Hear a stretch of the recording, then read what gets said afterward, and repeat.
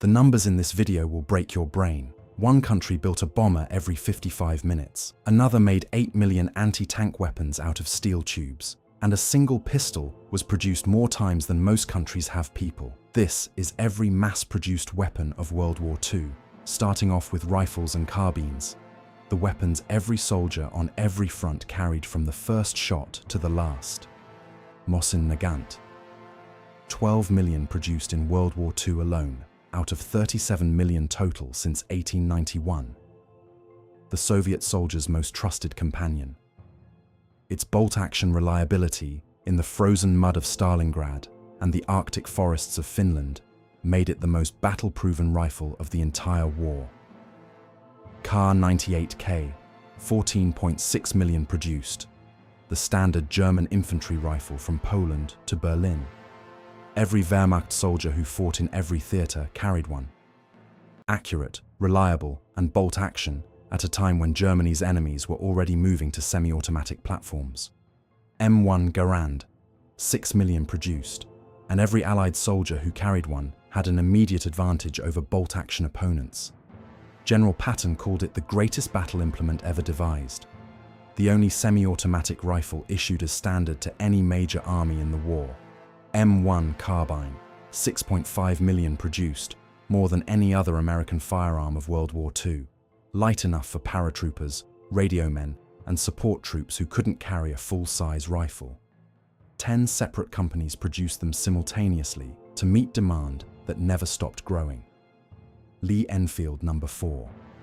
4 million produced, the finest bolt-action combat rifle of the war. Trained British soldiers could fire 30 aimed rounds per minute, a rate of fire that made German soldiers in the early war assume they were facing machine guns. PPSH-41. 6.5 million submachine guns, the most produced SMG in history. Soviet factories assembled them faster than any other automatic weapon on Earth. Entire Red Army divisions were armed exclusively with this weapon. Its 71-round drum magazine and 1,000 rounds per minute fired the Soviet counterattack that broke the German army at Stalingrad. Sternmark II. 4 million produced, deliberately designed to be built by bicycle repair shops and small workshops because British factories were already running at capacity. Crude enough to embarrass any engineer, effective enough to equip resistance fighters across every occupied country in Europe. If you're enjoying this, subscribe, drop a comment. Which production number shocked you the most? Next up, machine guns. The weapons that produced so many of them that entire armies were reorganized around their firepower. Browning M, 2.50 caliber. 400,000 produced, and still in service 80 years later. Mounted on aircraft, vehicles, ships, and fixed positions on every front simultaneously. The weapon that American industry built so many of that, it became the universal heavy machine gun of the entire Allied war effort. MG-42. 400,000 produced, and each one capable of firing 1,500 rounds per minute. Allied training manuals dedicated entire chapters to teaching soldiers how to survive encountering one. The sound of its fire was so distinctive that soldiers who heard it once could identify it immediately for the rest of their lives. DP-27. 800,000 produced, the Soviet squad automatic weapon that gave every Red Army section genuine firepower. Its distinctive flat pan magazine held 47 rounds, simple enough to maintain in the field by soldiers with minimal training, reliable enough to function in conditions that destroyed more sophisticated designs. Bringing us to pistols, sidearms produced in numbers that seem impossible until you remember the scale of the war. Colt M, 1911, a 1. 2.7 million produced in World War II alone, the American standard sidearm that had already proven itself in every conflict since its adoption in 1911. Its 45 ACP round hit hard enough that soldiers who carried it rarely needed a second shot. The most trusted pistol in American military history. Tokarev TT-33, 1.7 million produced, the Soviet officer's sidearm that appeared in every theater where the Red Army fought. Simple, powerful and reliable in temperatures that made German sidearms malfunction. Its 7.62 round could penetrate body armor that stopped pistol rounds from other nations. Browning high power. 1 million produced, on two sides of the war simultaneously. FN in Belgium was producing them for Germany after occupation. Canada was producing them for the Allies. The same pistol being manufactured by enemies and used against each other on the same battlefields. Now the armored vehicles, production numbers that defined which side could absorb losses and keep fighting. T-34. 62,000 total across all variants, more than any other tank in history. Soviet factories relocated east of the Ural Mountains and kept building them through the worst winters on record. German commanders who fought against them reported that destroying 10 T-34s meant 11 more appeared the next morning. M4 Sherman. 49,000 produced and distributed to American, British, Commonwealth, French, Soviet, and dozens of other Allied forces simultaneously. Not the best tank of the war, the most important tank of the war, because there were always more of them than the enemy could destroy. Universal Carrier. 113,000 produced, the most produced armored fighting vehicle in history. The British Bren carrier appeared in every theatre from North Africa to the Pacific. Its versatility gave infantry sections motorized support that no other army could match in sheer numbers. Stu-G3. 10,000 produced, Germany's most produced armored fighting vehicle and its most effective tank killer. Crews who served in Stug units destroyed more Allied tanks than any other single platform. The assault gun that Germany built because it was cheaper and faster to produce than a tank. Perhaps the most staggering category, aircraft production that turned the sky into a factory floor. Ilyushin Il-2 Sturmovik. 36,183 produced, the most produced military aircraft in history. Stalin personally called its factories to demand more when production fell behind. German soldiers called it the flying tank. Its armor could absorb ground fire that would have destroyed any other aircraft attempting the same low-level attack missions. Messerschmitt Bf 109. 34,000 produced, the most produced fighter aircraft in history. It fought in every theater Germany was involved in from 1937 to 1945.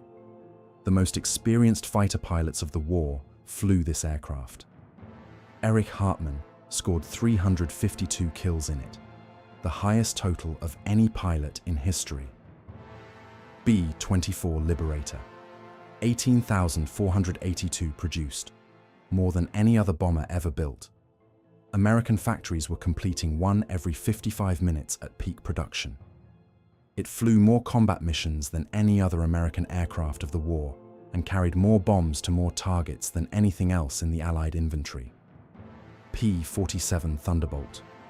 15,686 produced, the most produced American fighter of the war. Its air-cooled radial engine could absorb damage that would have destroyed liquid-cooled alternatives. Pilots who flew it reported bringing it home with entire sections of wing missing and still making it back to base. Focke-Wulf FW-19-0. 20,000 produced, Germany's response to the Spitfire and the most capable German fighter of the mid-war period. Allied pilots who first encountered it over the English Channel reported performance that shocked experienced veterans who thought they understood the limits of German aviation. Rounding out with the weapons that defined the economics of World War II, produced so cheaply and so fast that the numbers still seem impossible. Panzerfaust. 8.25 million produced, the most produced anti-tank weapon in history. A steel tube, a hollow charge, a single shot. Cost almost nothing to manufacture. Effective enough to destroy any Allied tank at close range.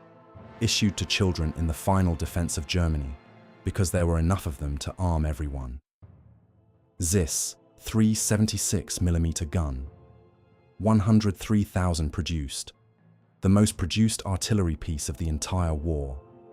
Soviet factories built it faster than any other major artillery system.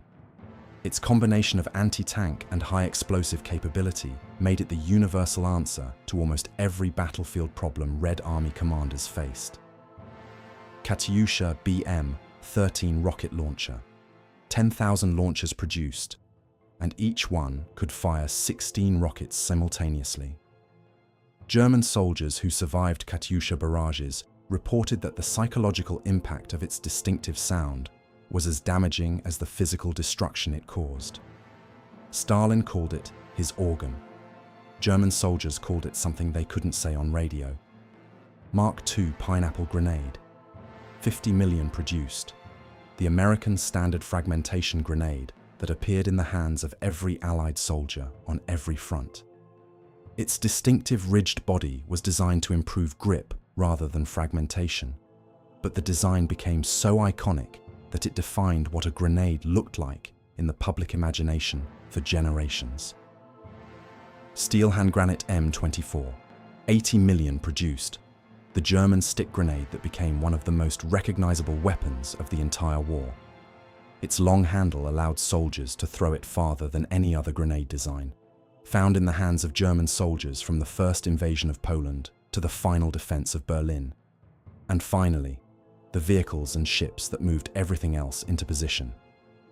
Willys Jeep. 640,000 produced, the vehicle that defined Allied mobility, used by every branch of every Allied military in every theatre, simple enough to repair in the field, versatile enough to carry a machine gun, a mortar, a radio, a stretcher, or a general depending on what the mission required. Liberty ship. 2,710 produced, built at an average of one every 10 days at peak production. The cargo vessel that kept the Allied war machines supplied across every ocean simultaneously.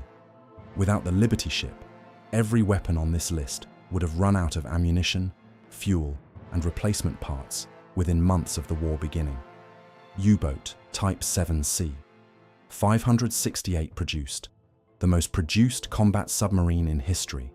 The weapon that nearly won the war for Germany before American industrial production made the Battle of the Atlantic unwinnable. Each one required a crew of 44 men willing to accept the knowledge that 3/4 of German submariners did not survive the way out.